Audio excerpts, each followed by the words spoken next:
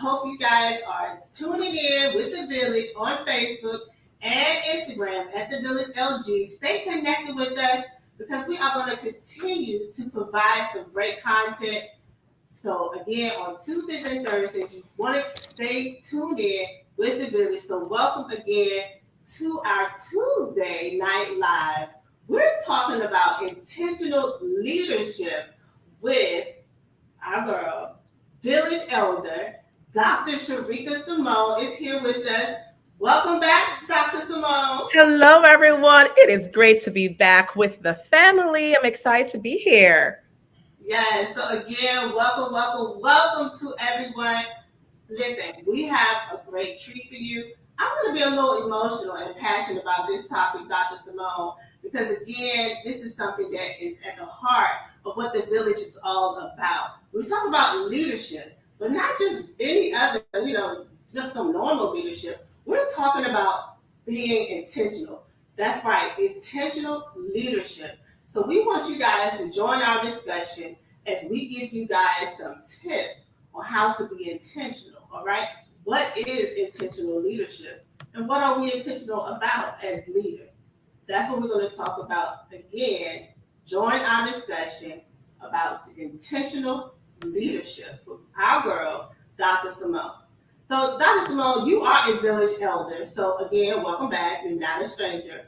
But for those folks out there who are just tuning in to the village, can you let them know who is Dr. Simone? Absolutely. I am Dr. Sharika Simone, and I am an educator at heart. I am one who basically is on the front line as it pertains to education and education and equality and equity. I am also an author of the Amazon book, Death by Burnout Education's Dirty Little Secret, which, as mentioned, you can find on Amazon. And also, I work as a data scientist for a school district here in Orlando, Florida. Awesome, awesome. So again, thank you, Dr. Simone, for coming back to the village and hanging out with us today. Now listen, those of you who are joining us again, welcome to the village. We are a professional learning community of educators, coaches, and teachers all coming together to serve you. We want to make sure you guys stay encouraged, motivated, and that you have the resources and tools that you need in order to be the best teacher leaders that you can be. So again, we're talking about intentional leadership. I am Dr. Roz. I'm the CEO and founder of the Village Leadership Group LLC. So again, welcome. Now, being intentional. Y'all heard me say this so many times. Be intentional, right? Make sure that you are intentional about everything you do. If you talk about our mental health and self-care, we have to be intentional, right? If we're talking about teaching our students, we have to be intentional and making sure that we're putting our best foot forward. And even when we're talking about leadership, we have to be intentional. So what does that mean? Intentional leadership. So Dr. Simone, help us get started. Today is only part one of our discussion. So when you hear the words intentional leadership, what does that mean? Yeah, that's a great question. Of course, different individuals may have a different perception of or definition as to what the word intentional mean. But when I think about the word intentional and making that connection with the word leadership, it is one where an individual is committed to what he or she has been basically ordained, for lack of a better word, to do. A person that has at the core and the forefront of their mind what they are going to do, and a commitment through action to basically persevere and to push through with making sure that action is done purposeful. See, you said again one of my favorite words, purposeful. Right? Mhm. So that is one of our first tips. Being intentional, you have to know your purpose. And within the village, we like to talk about knowing your why. Like really at the Oh. core, why are you a leader? Why are you a teacher leader? Why are you a school leader? And what's your purpose? What outcomes are you expecting to receive because of your leadership? Is your school better because you're there? And that's coming from Principal Kafele, one of our great educators and one of my mentors, someone I look up to. He's always asking reflective questions like that. Is my school better because I lead it? So as a teacher leader, is your team better because Yeah. you are the teacher leader for that team? So what is your purpose? Why do you get up every day to go to work? Mhm. What's your why? So Dr. Simone, again, tell us a little bit about that, being intentional and knowing our purpose. Why is that even important? Yeah, I must say, when we think of being purposeful, right, and that intention behind it, think about well, for some, when we go off or think about college, right? I was talking to a young man recently, and he mentioned that he's going off to college, and I said, "Oh, so what's your major? What are you thinking about pursuing?" He was like, "Right now, I do not know," and I'm like, "It's okay." There's still time. And we're talking back and forth. What do you like to do? What's your passion? What drives you? What makes you excited? What motivates you to get up, right? When we think about someone having a purpose, we may not all wake up one day and oops, we know our purpose, right? Our purpose is basically something that deep down fulfills us, right? It is basically something that gives us, I want to say, a sense of pleasure, but beyond that, a sense of satisfaction that our presence here on earth is making a difference, making an impactful difference in the Mm-hmm. life of others. So as leaders and as leaders who are intentional about their purpose, we need to think the work we are doing, is it making an impact, a positive impact in the lives of others? And if so, what you're doing, are you passionate about it? Do you get up and be like, yes, I'm ready for the next one. I can do this. I've got it. Or are you like, well, another day, here we go. So when we talk about purpose, it's something that we're passionate about, something that we know that at the end of the day, someone will be impacted positively, and we are taking actions to make a change in someone's life, no matter how small it is. That is how we know our purpose.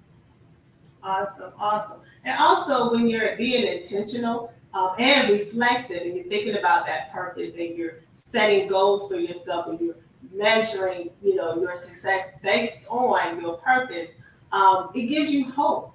It gives you that excitement and that joy to Yes, keep going. We're all dealing with this pandemic, and as leaders, it can be very discouraging. It can be very overwhelming. But when you are clear about your purpose and you're clear about your why, then that will help you stay motivated even during these difficult times.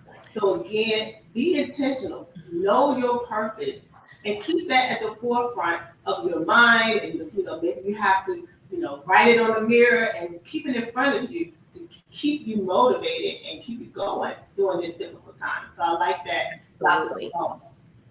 And then the second thing, again, being intentional, you need to know your strengths. Like you need to know you, know what your strengths are, know what your weak areas are. Again, as leaders, we have to know our strengths. What is it that makes us stand out as leaders? And then Yes. you have to know how to get people around you to help build your team. So you have to know your strengths. Again, don't focus just on your weak areas, but really leverage your strengths.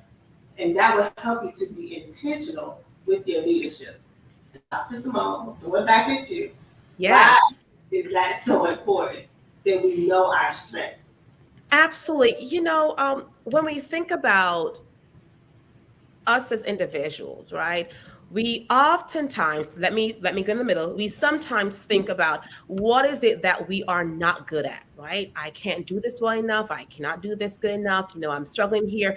But I must say there are other times when we think like, well, I am great at this. I can do this, right? Know your strength. I want to definitely say knowing what you are great at, what you are good at, helps to secure that foundation as to what you're able to work on to better improve on yourself, on who you are, on the work that you're doing. But I want to also change that, turn that perception, that idea as to knowing what you are also not good at. Your weaknesses can be a foundation for you to explore opportunities for you to grow and to elevate. So in thinking of both of those strength and weakness and looking at your strengths to see how you're able to use that to make a difference is important. Because if you are going to participate in a role or an action and you may be new to it, that's okay. You have an area where you need to focus on for growth and development, right? But knowing what you are good at and using that knowledge to help to build the foundation or continue the work that you have been tasked with, it's so meaningful. You're able not to shine because of your glory per se, but to shine so you're able to help others who are able to learn from you and improve and grow academically and professionally. Definitely, definitely. I love it. So, we're going to talk about the same topic for part two. So I'm going to dig deeper so we can give some examples of why we need to know our strengths. All right. So I'm not going to keep going, too deep right now. Y'all need to tune in for part two on Thursday. But so the next thing, I'm going to keep it moving, even though I want to ask more questions about that. Being intentional means that you're going to also know your team. All right, know your team. So I need to know my team's strengths, know their weak areas, their growth areas. What professional development do they need? How can I support them? Again, know your team because you want the right team. First of all, if you know you and you know your strengths and your leadership skills and strengths, then you can help develop your team as well and build a stronger team based on that. So, Dr. Simone, why is it important that we know our team? That is a great point. When I first started out in this profession as an educator and I was able to advance as being a coach, one of the, I say it's a mistake because I was able to grow and learn from that, is to not know my audience, right? And not knowing my audience means that I am presenting and pushing in and supporting them for things that they may not need, right? When you think about knowing your team, I think about going out to buy groceries to bake a cake. Just go with me for a second, right? You go out, you have to bake a cake. That's your end result, right? But you go out and you pick up all these items without investigating or learning the type of cake you need to bake, the ingredients to be in the cake. You just are picking randomly.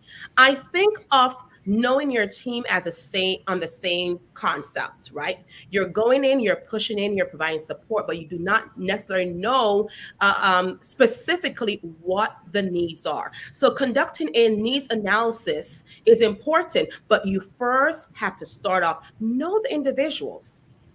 We are not all the same. We do not all learn the same. We do not all, take information the same way or can be approached the same way. Know the individuals that you are working with or working for. Get to know who they are, likes, dislikes, as best as possible.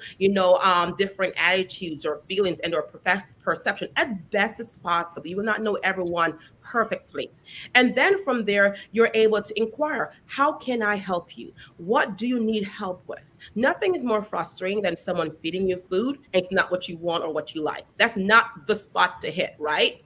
Know what that person needs individually or as a group is important. And that's why we need to know our teams. We need to know the individuals with whom we're working for as well with whom we're working with.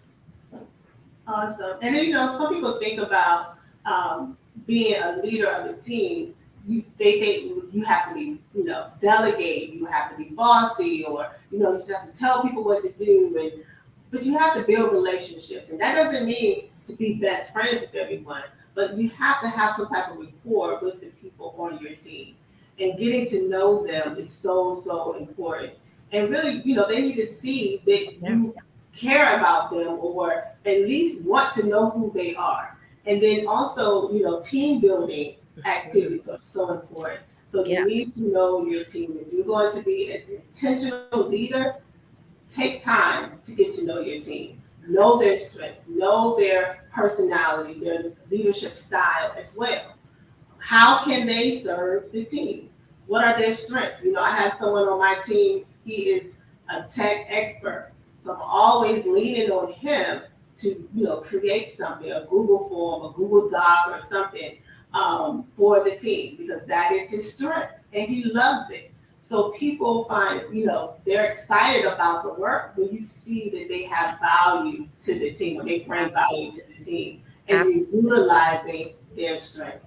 So there's Absolutely. power in knowing your team and you'll be able to, again, find joy doing the work. Because this work is hard, y'all. It is. It can, oh man, it can be. It can be. But you know what, Dr. Roz, it goes back to that purpose.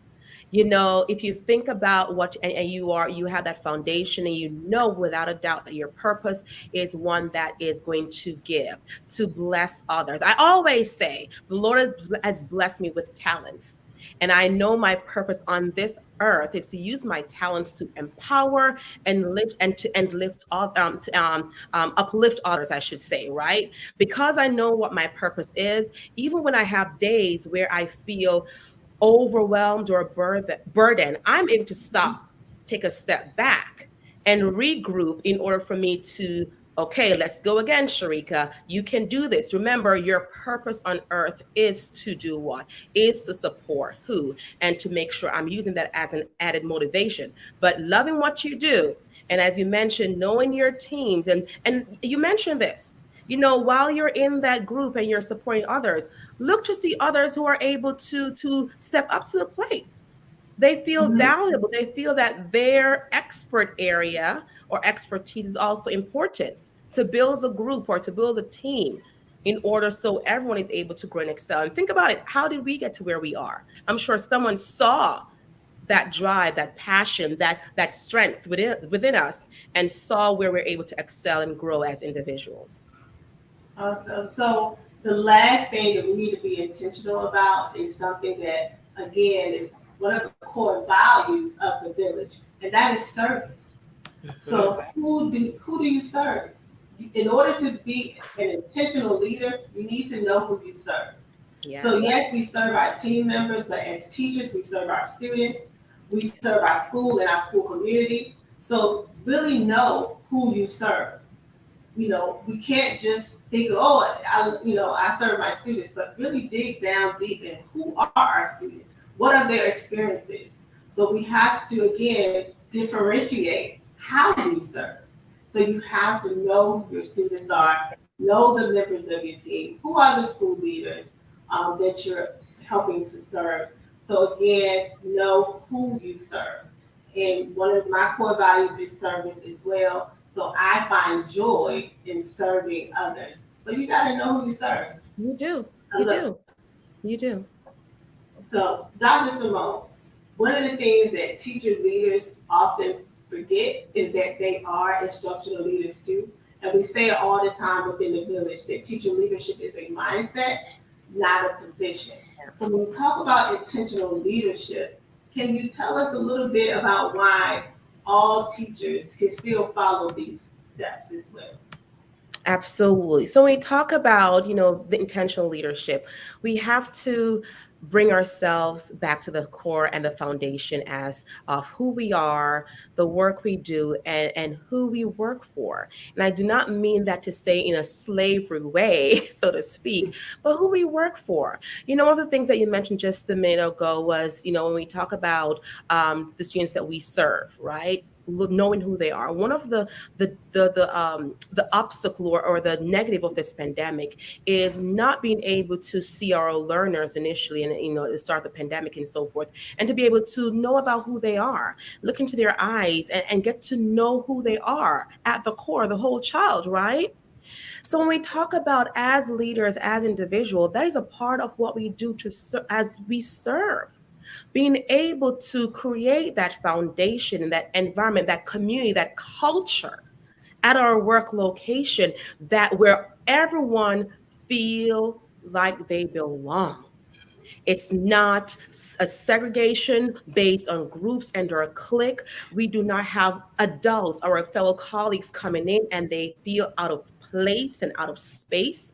We do not have our learners coming in and they are just there. walking around not feeling valued. Their voices are not heard. Their presence are not acknowledged. And that is something I am passionate about, especially when we talk about educational equity or even professional equity, because we do have learners in our learning environments that feel disconnected. They feel excluded.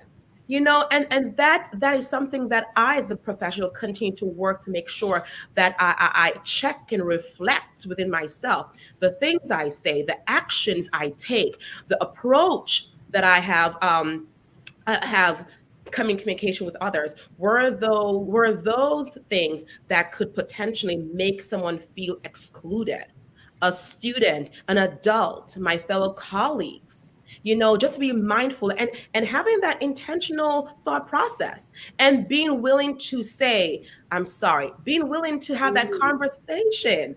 The power of saying I'm sorry goes a long way, because I know sometimes we may say things that we may not have thought about before, or think how it may impact someone else. But when we have that conversation, professional conversation, genuine conversation, I'm coming to you as a true person.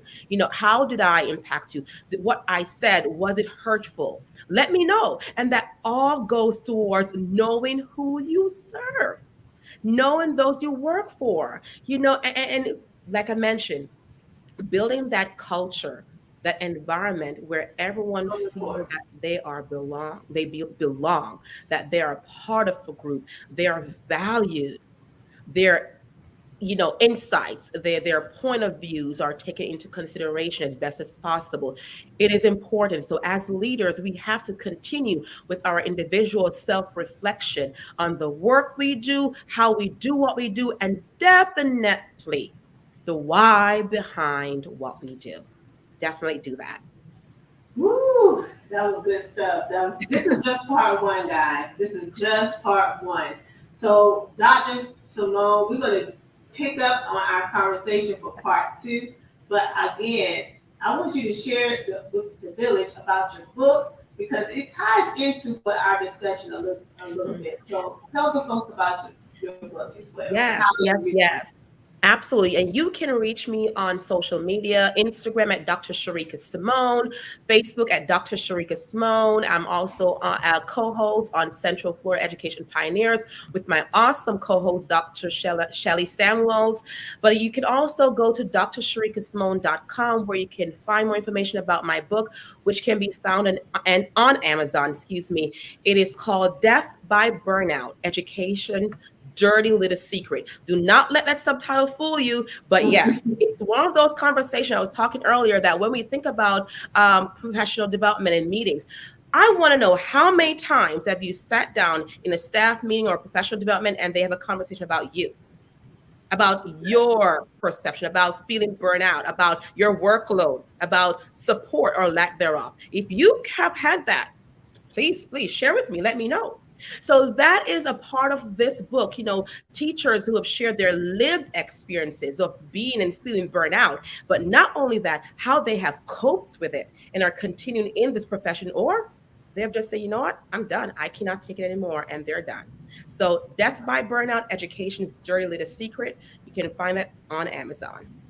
Awesome. So again, you guys want to stay tuned for Thursday when we do part two of our discussion about intentional leadership. Thanks again, Dr. Simone.